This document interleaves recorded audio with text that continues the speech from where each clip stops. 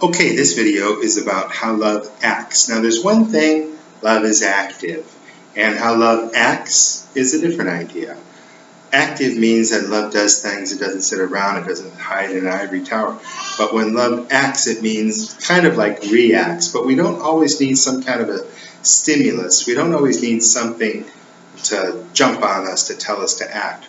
We act, we take action, love takes action. So that's what we do with love. It doesn't stand by and watch others suffer.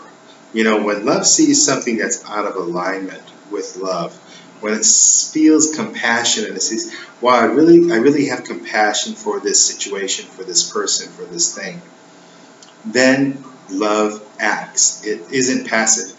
There's a very famous example of the people who live in some very, very poor cities. There's a city in India where the people live on the pavement.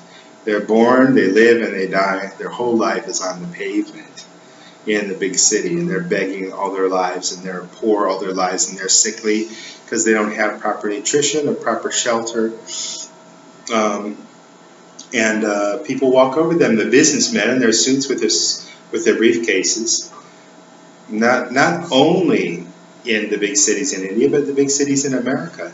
People will sit on the street and beg if they're not arrested by the police.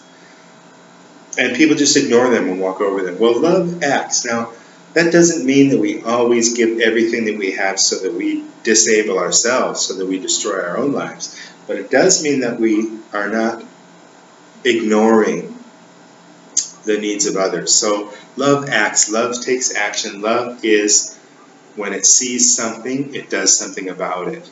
So how can we take action on a day-to-day basis if we're always caught up in our own problems? Well, if we're not so distracted, we can make a decision.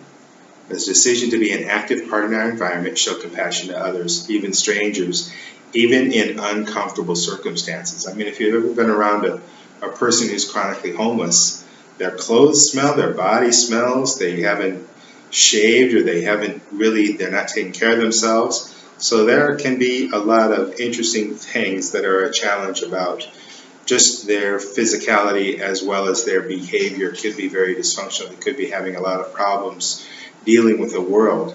How can we deal with them? Well, once we make a decision to do that, love will guide us how to do that. But to understand love in this aspect, we act. When we see something, we feel compassion, we feel a certain level of respect for another individual or for something that's going on. We want to do something about it, so we act. We don't ignore. Love acts. Love isn't passive.